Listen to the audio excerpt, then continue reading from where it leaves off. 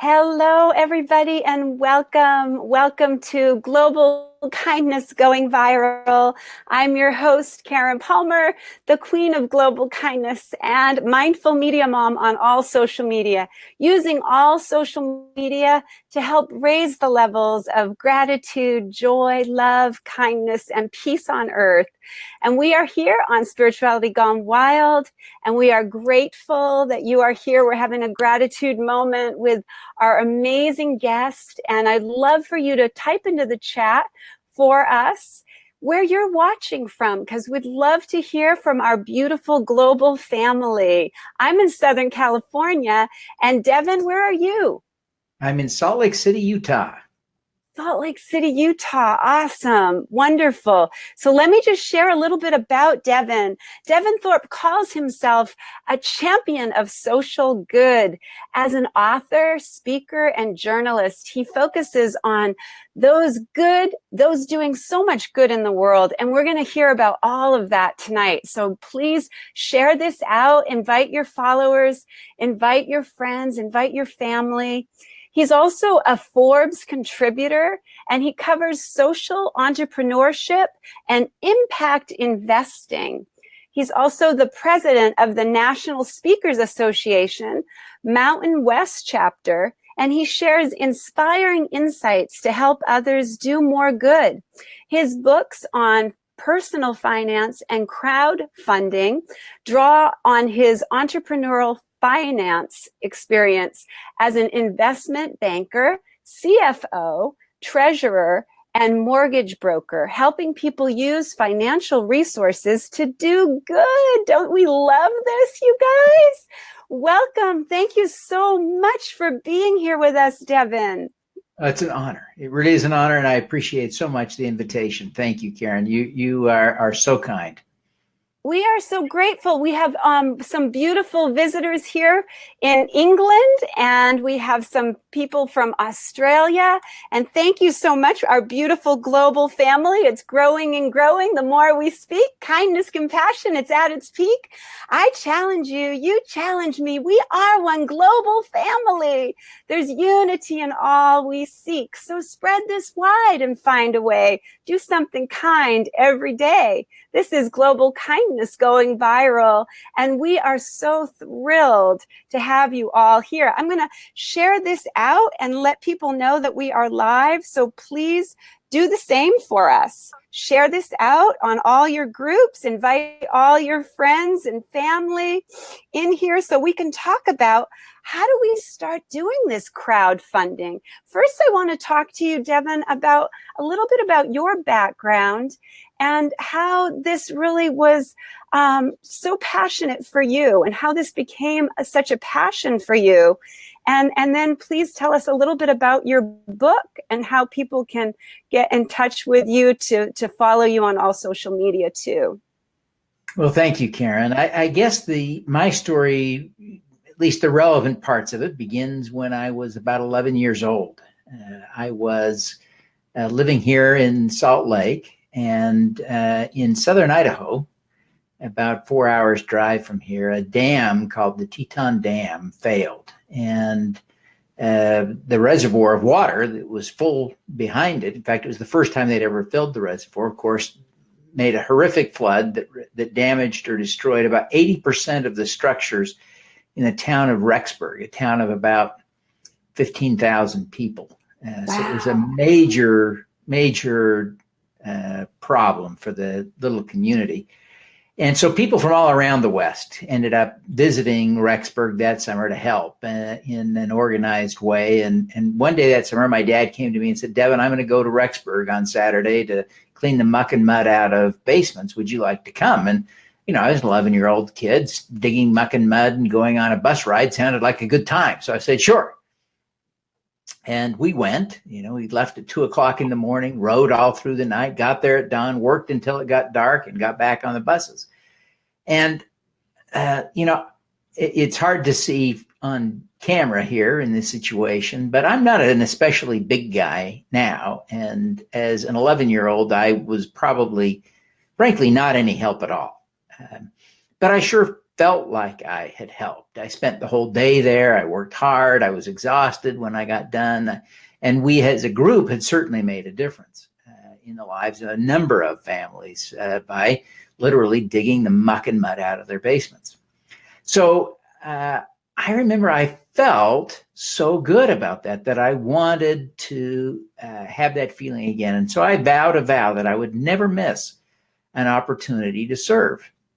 Well, over the years, I missed a lot of opportunities to serve, as you might imagine. But when I got fired from the best job I'd ever had about 7 years ago, I decided to sort of channel that energy of my youth to refocus on doing good.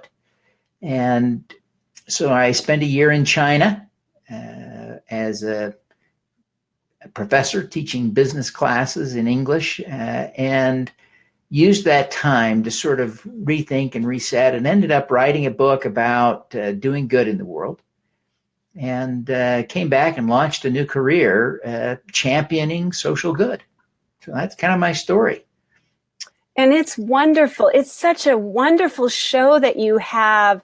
That that came from the book. Is that how did that all come about for you? That you decided to do a show, and is it just a web series, or is it also on television?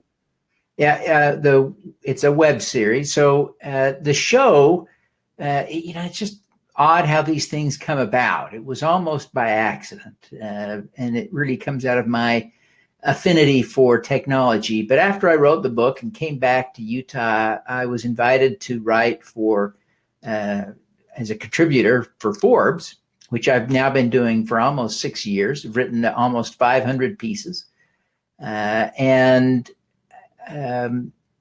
Google introduced Google Hangouts. And I just thought it was the coolest thing ever that I did too. Yeah, I could have a guest on live like we're doing right now, and I could embed a YouTube player in an article on Forbes, and everyone in the world could choose to watch that. And I thought, this is like having my own CBS, and I already have the benefit of being on Forbes, so I've got this great channel. And so I fell in love with that, started doing it. I've switched technologies and made a lot of other changes along the way, but I've now done almost 1,000 of those interviews. And it's just a really delightful thing. I just love doing it. It's like what you do, right? It's just so fun to talk to good people about the good things they're doing. Who wouldn't want to do that all day long? Right, exactly. And that's why I was forward to have I'm echoing. Let's try this. Let's see, is that better? Yeah, I can hear you fine. Okay. What about you? I think I'm okay. I don't think it's echoing anymore. All right. So we'll get rid of those headphones, and I will just enjoy our beautiful time together.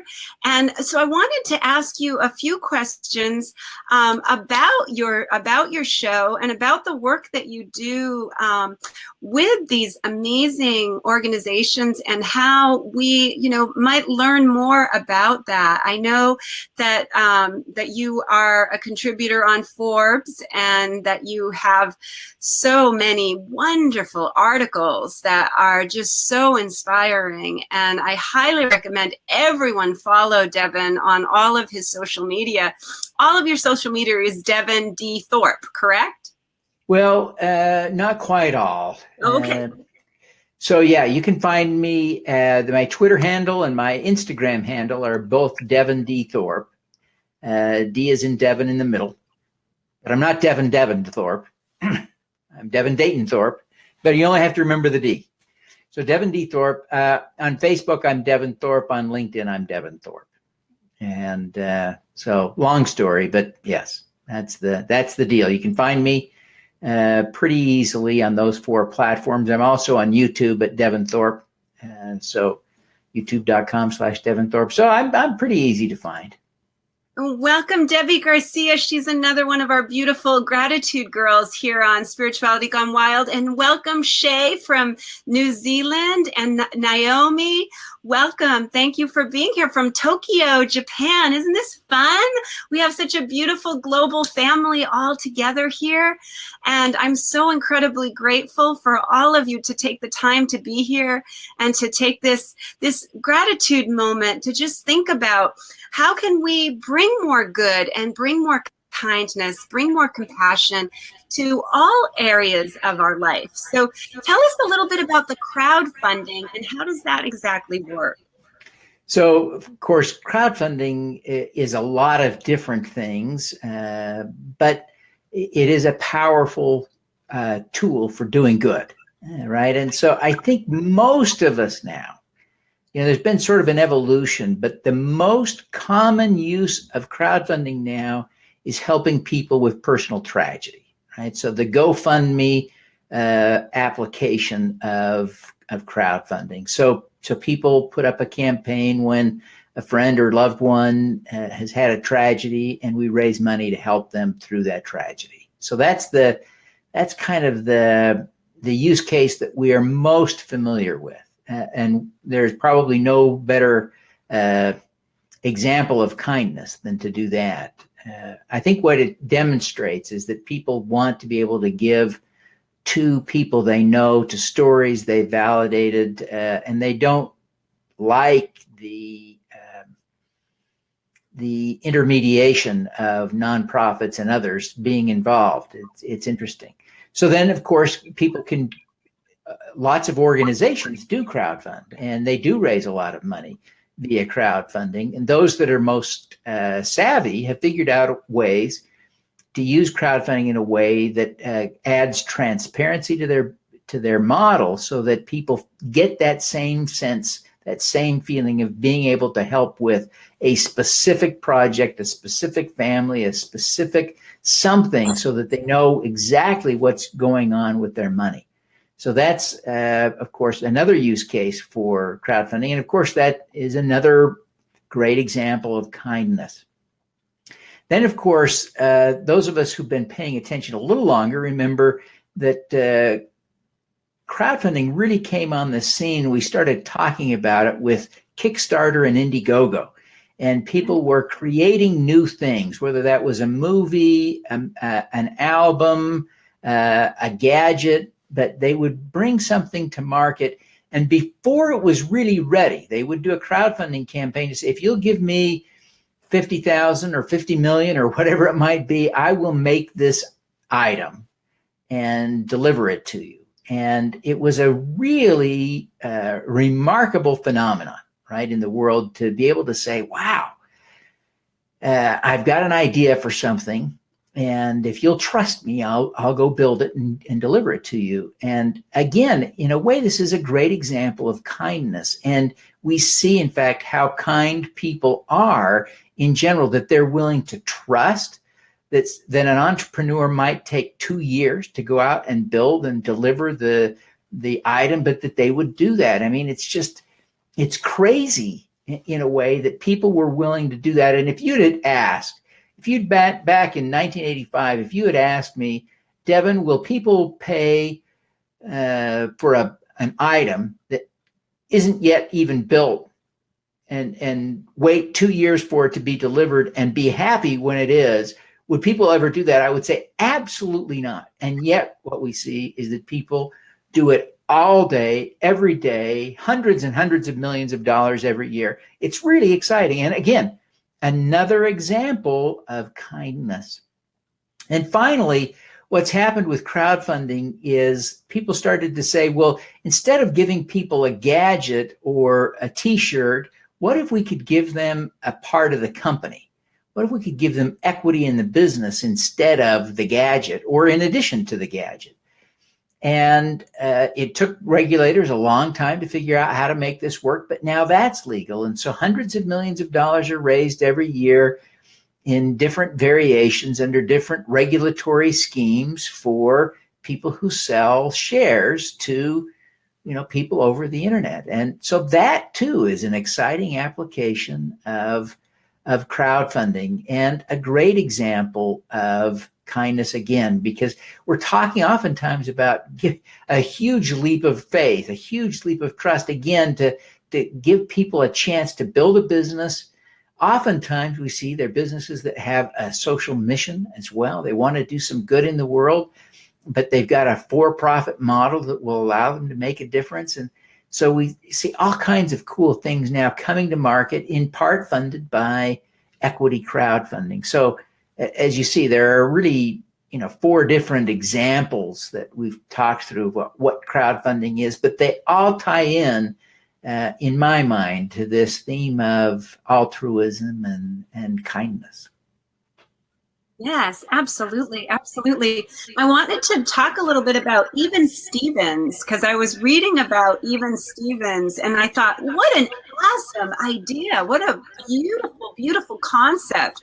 So can you tell us a little bit about that? That's a wonderful, wonderful organization. And yes, it really is. So as you know, I did a little story about Even Stevens for Forbes last week. The founders, the business is only 4 years old now. They have 20 sandwich shops now in 6 different states. It's a thriving, growing business, and really kind of exciting. But their whole model is, for every sandwich someone buys, they give a sandwich away.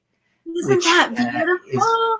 Yeah, it's amazing. Yeah, it's a great kindness model. But they figured out very early on, even before they started selling sandwiches, that it wouldn't really make sense to just literally make an extra sandwich every time you made a sandwich, because there may or may not be anybody around who needs the sandwich and it might go to waste. So what they did is they set up accounts with their food supplier, Cisco, for nonprofits, and they just contribute 54 cents, enough to make a sandwich, every time someone buys a sandwich from them. And so then these nonprofit partners can go use that account to buy food to either feed people directly or to make sandwiches, whatever they want to do. They can then use that money and that food to help supplement whatever else they may be doing. And so oftentimes it's food banks and food pantries that are the beneficiaries of this program. But truly, truly an amazing of donated food. Just really an amazing thing. It is. And, it really shows us that kindness in business is real and that it's possible. You see, as I was telling you before, I am one of the national kindness leaders with the Kindness Collective. And we're bringing together all of the kindness leaders to bring as many possible to be able to share as much of our social reach. We have a 27 million social reach together. So it seems like it makes more sense to put us all together and to work together as a beautiful oneness, bringing this message of kindness. I'm also working with World Kindness USA and the World Kindness Movement. The founder of the World Kindness Movement was one of the kindness leaders that I got to meet, Will Glennon, and they're celebrating their 20th anniversary of World Kindness Day in November. So I reached out to you. I would love to have, to be on one of your shows about this amazing kindness phenomenon that's happening. It's really, really growing. And, when I made the wish in 2014, I made a wish for global kindness to go viral. And at the time, I had no idea how to use any kind of technology. And my daughter was a teenager at the time, and she helped me learn how to use technology. She actually helped me upload my first video.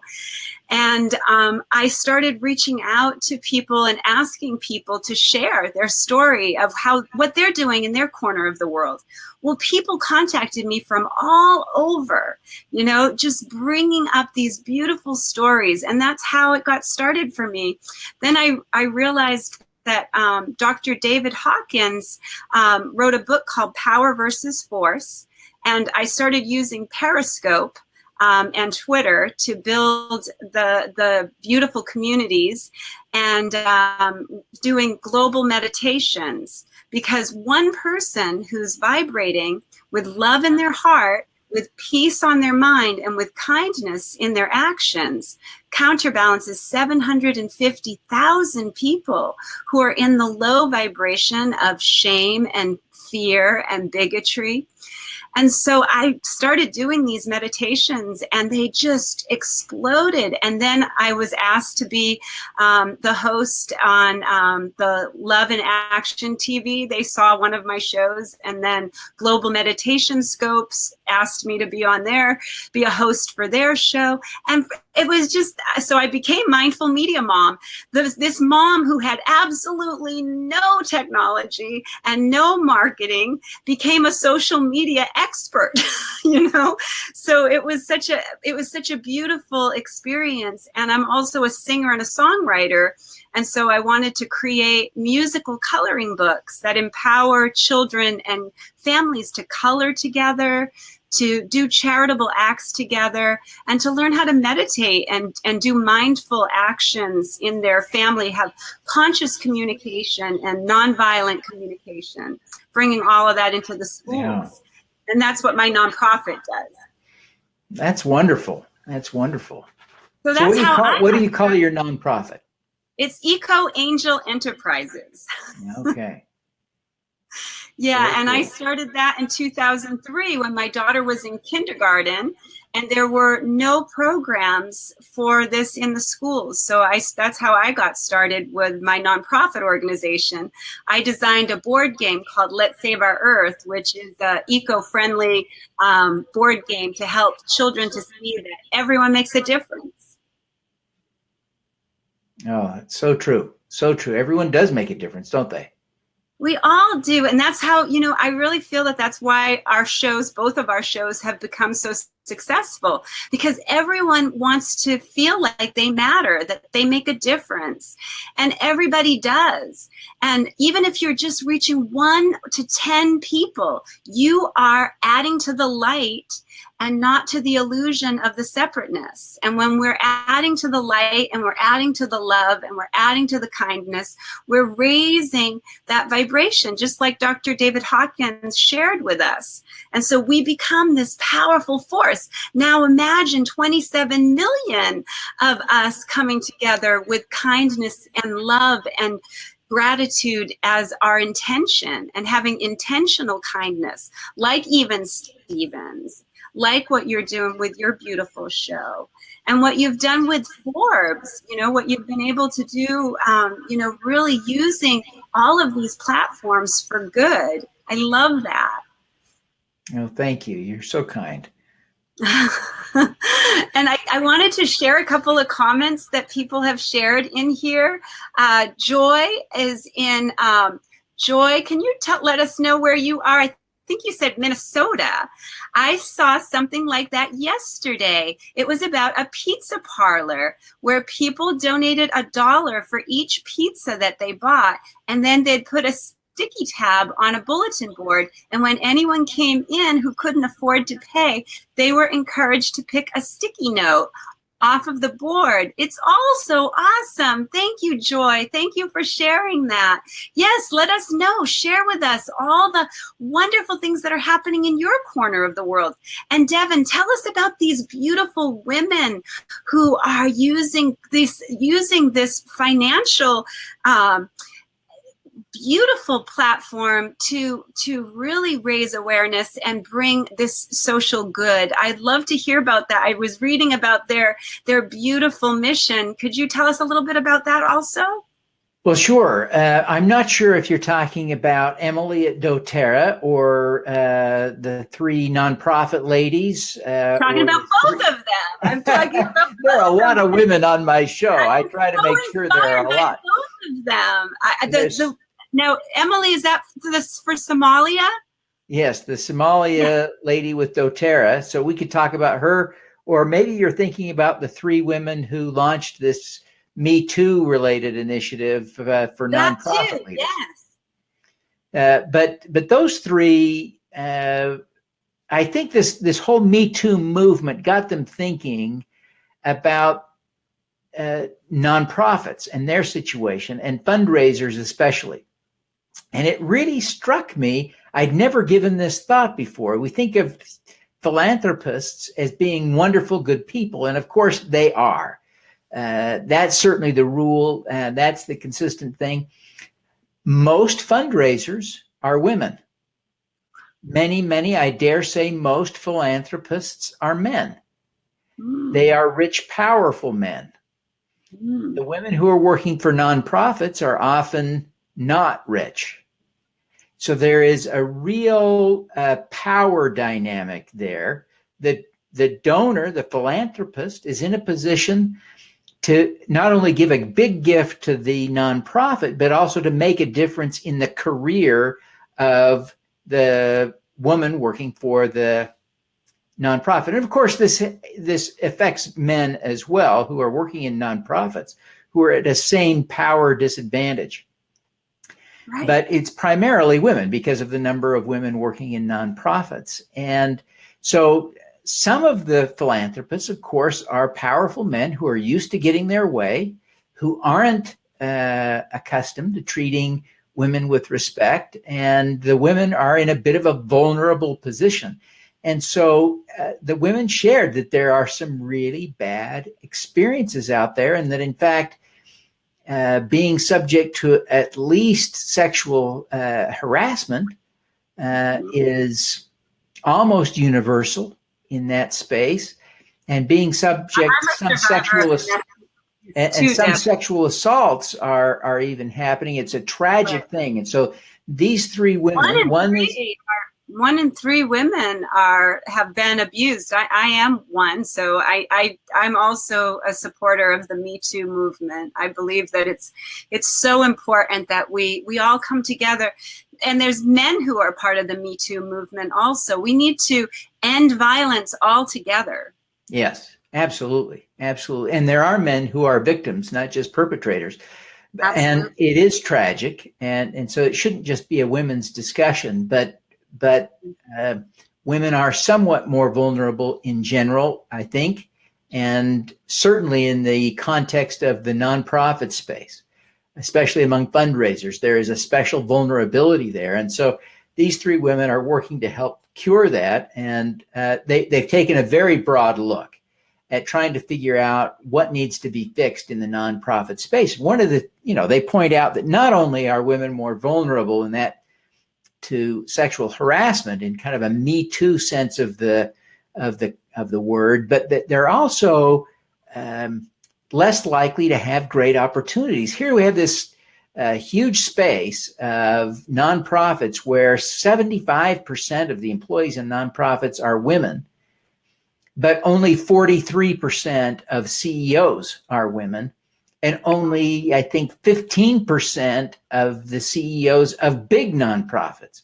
are women. I may have these statistics wrong. I'm going from memory from the story I did a couple of weeks ago, but it is really a shame that there are so many ways in which this women-dominated industry is not really being fair to the women. And so I really hope that dialogue that they are leading now will help change the power dynamics in the nonprofit sector so that women get more opportunities at the top, which they so incredibly and obviously deserve. So yeah, it's a crazy upside down bag of data. And so I look forward to seeing that change. The light shined on it. There's some dark spaces, and I'm like that with the animal rescue. I work with animal rescue, and I have worked with animal rescue, and you have to go into those dark places and shine your light. Same thing with children who've been abused. You have to go into those dark places and help them to see their magnificence, so that we can really shine that light. And tell us a little bit more about the Somalia story too, because that was such a $1 billion she's raised. Yeah. That's wonderful. So Emily Wright is her name. She's one of the co-founders of a company called doTERRA, and the company is doing over $1 billion a year in revenue. Big, huge, profitable company. It's also based here in Utah. They sell essential oils through network marketing, and there are a few that will giggle at that, but it's a hugely successful business. And these essential oils come from the strangest places, right? Frankincense, we know a lot of us with the Christian tradition can recognize frankincense from our Christmas stories, but it turns out that it is to this day a valuable essential oil that has healing properties. So it is sought after, and there are generations of farmers that care for and have cared for the frankincense trees in Somalia. Of all the weird places that might be, that's where frankincense grows. And so the company went there and tried to figure out how to build up the supply, and they wanted it to benefit the people who were on the ground in Somalia doing the work, not the middlemen who would come by and collect the frankincense from them, and sort of at abusive prices, right? They would come in and buy. These farmers are desperately poor, and so faced with the choice of something versus nothing for their products, they would take something, but it wasn't anything like its fair value. So doTERRA folks went in and they identified the needs in the community. And before they even took their first shipment of frankincense, they delivered a variety of things, including especially animals that were needed in the community for agriculture. So, they delivered cows and goats and that sort of thing. And the community thought, wow, that's pretty wild. You're going to show up and deliver value to us before we even start delivering.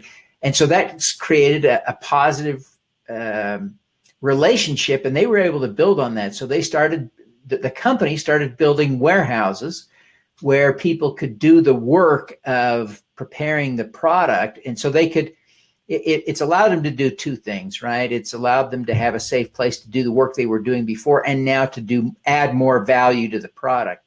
So what they deliver to doTERRA is a more finished product than they were delivering to the middlemen before. So they have quintupled their income in the community from the presence of doTERRA sourcing in that community. So it's a huge benefit to the community. So much inspiration. Yeah. So now they've built schools, and they built a clinic. They're working on building a hospital there. And you think about Somalia, it's one of the most desperately poor countries on the planet. I mean, there really isn't even a functioning government. And here's doTERRA doing business and making a difference in this faraway place that most people, let's be honest, most people can't even find Somalia on a map. And these folks are there on the ground, and they don't have to be. They could just buy it from the middlemen and close their eyes to how it's sourced and what's going on there. So very cool. Right. It is so cool. And thank you, Kathy Watson from Australia. Thank you, Global Kindness Going Viral in Australia. We love you. Thank you so much. So I want to give a little bit of time here for you guys to ask any questions. Has this been inspiring to you?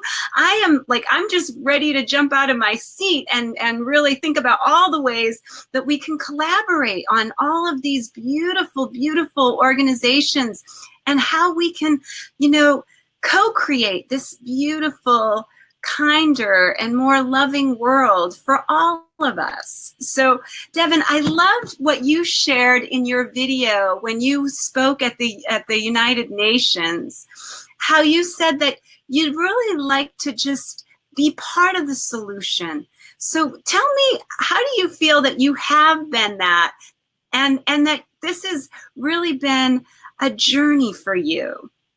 Well, I appreciate you asking. I talked about kind of my foundation my childhood experience with Yeah. digging muck and mud out of a basement. And that really, I don't want to overemphasize that, but certainly that set the tone. That set the seed of wanting to do good in the world. And, Absolutely. I have to bring what I have to the table. And, I love doing this. Flipping the script a little bit. I love being the interviewer. I love talking to great people like you. And so that has been a joy. I enjoy writing. I enjoy technology. And so I've kind of found this niche where gathering and telling stories to inspire people to do good and to encourage people who are doing good to keep doing it. That's kind of what I've developed as a thing. And so I can take those stories that I gather by, talking to people and traveling around the world and then share them as I write, speak, as I write books. I mean, I can use it in every different way.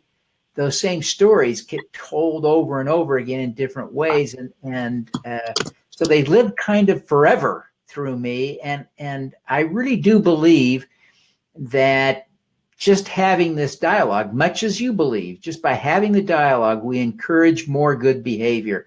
I certainly hope that is true. And John Fiora, thank you. He says, bless you. Bless you. Well, thank you. We are so blessed to have you all here, and we are so grateful to hear about what you're up to in your corner of the world. And that's why I say at every end, yes, you love doTERRA and you love the frankincense story. Thank you so much for that, Devin. Kathy Watson in Australia says, thank you so much for this beautiful time that you've spent with us, feeling so inspired and excited about how we can have a kinder and more loving world. Yes, it's so exciting when we think about how, this has grown in such a beautiful way. I remember when I first started in 2014, so many people were, just saying, why are you wasting your time doing all of those social good things? And why do you even use hashtags? You don't even understand how to use them. And I said, but I'm learning how to use them and see the power of social media. I call it sacred social media because it's very powerful. And when we start to learn how to use it for a sacred and intentional kindness, we really start to make a huge difference, and we can reach our beautiful global family. So, Devin, what would you like to say in closing? Well, Karen, thank you so much for having me on. It's been just a joy to be here, and I appreciate the great work that you're doing to spread kindness. It's so incredibly important. I guess the thought I would leave with you is that as we think about kindness, and I think you see the world through this lens as well, it's incredibly important that we be kind in our day-to-day interactions, that we be the pleasant person that we all know we should be, whether we're talking about how we drive, how we interact with the order taker at McDonald's or the server at the restaurant or the flight attendant. If we remember our humanity all the time, we'll be more kind, and that's important. But there's so much more that needs to be done in the world. A smile, a kindness doesn't feed starving children in Africa, right? It doesn't solve the problem that 1 billion people in the world, or nearly 1 billion, don't have access to clean water. It doesn't address the fact that nearly half the world's population doesn't have proper sanitation for using the bathroom.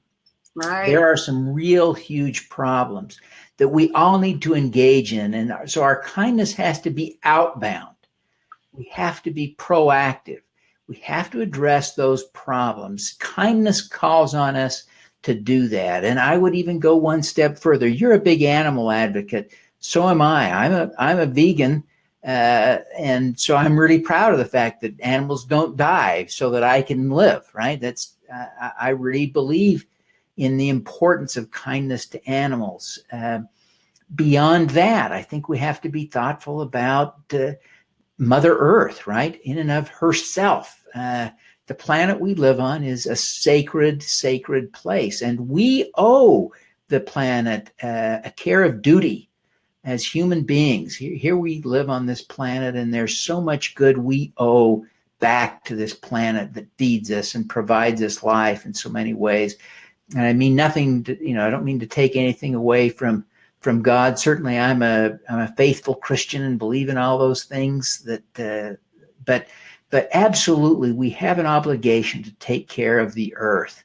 And that means we've got to be thoughtful about everything from our pollution to our carbon footprint. And so, for instance, I've made a point to not only reduce my carbon output as much as I possibly can, but then to buy carbon offsets to make sure that I am carbon neutral or better. We can argue about whether I should call that carbon negative or carbon positive, but the bottom line is I'm on the good side of that equation. And I think everyone needs to think about how they can get there. It's remarkably affordable, by the way. I spend $18 a month buying carbon offsets for the carbon that my wife and I produce. It's really not hard to do that. And so we all can. I think we all should. Absolutely, absolutely. And Gina Marie is a beautiful blessing. I just want to share just a little bit about her beautiful, I'm trying to move so you can see this beautiful kindness catcher that Gina Marie made for me and sent to me. And I want to share what it is. It's a beautiful message that was created to highlight mindfulness and kindness, infused with the energy of kindness and designed to awaken kindness in the hearts and actions. So Gina Marie, thank you so much for that beautiful, and there's my beautiful coloring book up there. My daughter did this whole little design for me and cleaned up all my areas so that I have a little more organized look here. Yes, hi Evan. Yes, thank you. Evan Hirsch is here, and he was with the Summer of Love in San Francisco. So there's so many wonderful people here. And I just want to thank you so much, Devin. You bring a beautiful crowd, and our beautiful communities are coming together. And I believe that just as we talked about, we are all in this together. That's my song, Connecting Hearts in Every Weather. So play your part, make a start, share your heart, spread it wide. Global kindness going viral now. Share the love, that is how we will have kindness now. Share a message of hope and joy. And just like Devin said, do what you can in your corner of the world. Thank you, guys. Thank you, Devin, so much. Thank you. This is such a beautiful time. I would love to have you come back and maybe be a monthly contributor to share all the good things happening in social good. And I will be in touch with you. I would love to be a contributor to write as a guest blogger for the Kindness and Compassion Corner. We'd love to have you. Thank you. We'll definitely have you on the show, and we'd love to have you contribute Kindness Corner to the Your Mark on the World platform. Yay! Thank you. You heard that first here, you guys. I'm so excited. Thank you. Thank you, Devin. See, ask and you shall receive. Thank you so much, Devin. Thank you. Thank you. Thank you. When I reached out to Devin, Devin is a huge, huge, beautiful social influencer.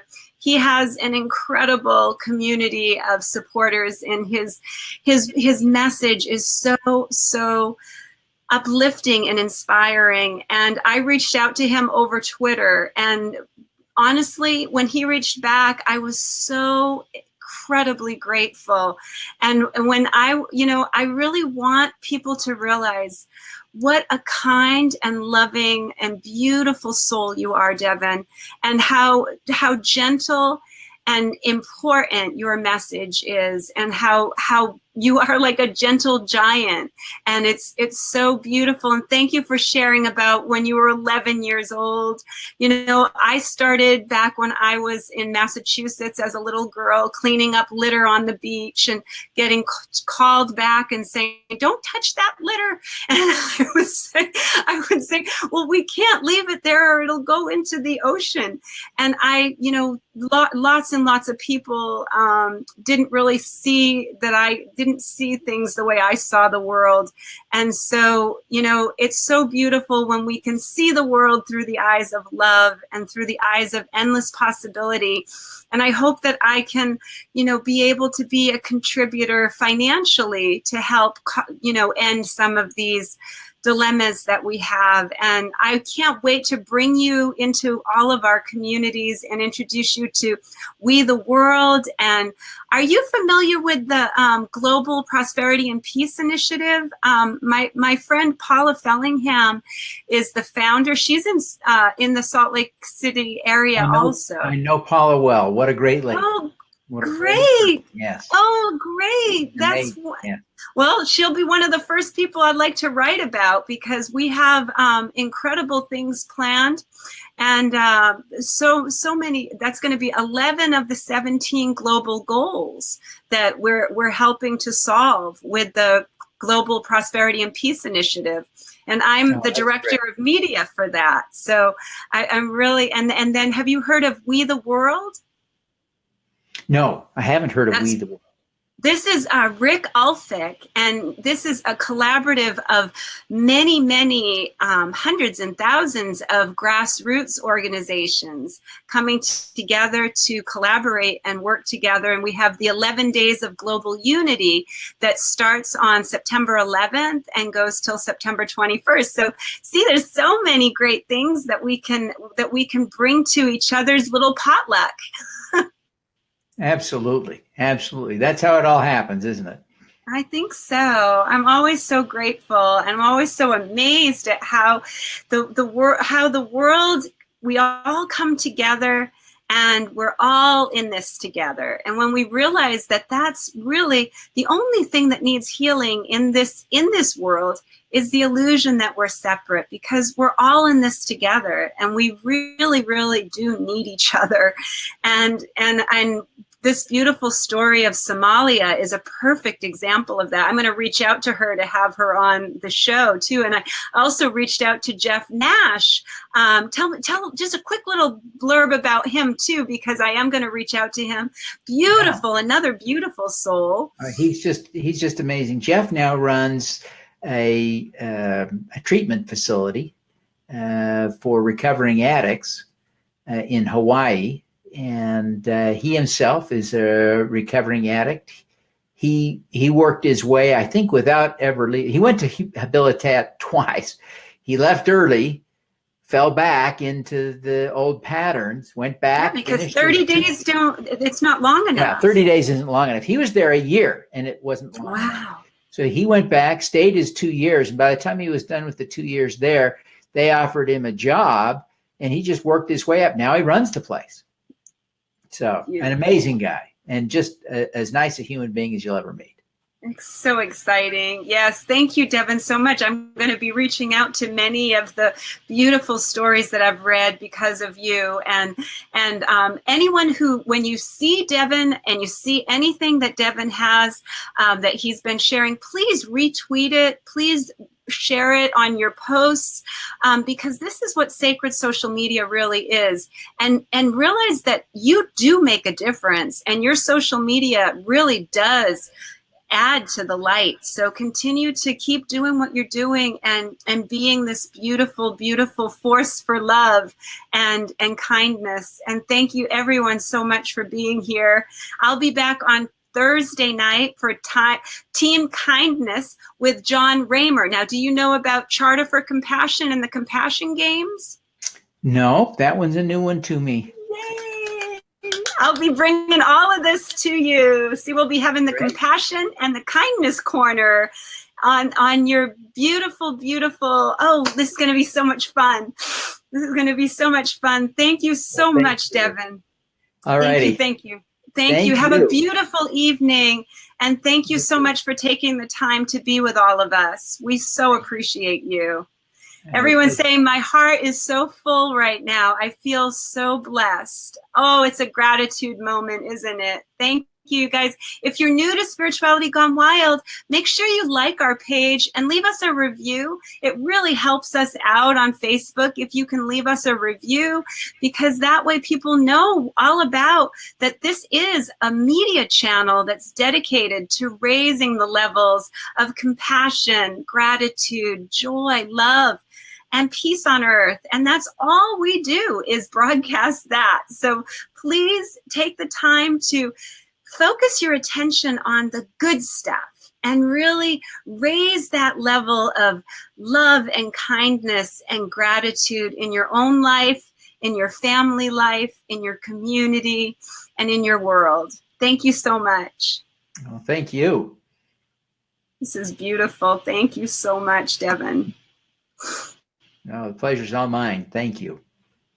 What a blessing. This really has been just an answer to a prayer. I just want to one more time say thank you again, really from the bottom of my heart. And I know that I'll be in touch with you about these other organizations and ways that we can collaborate. Yeah, I look forward to it. Thank you. Thank you.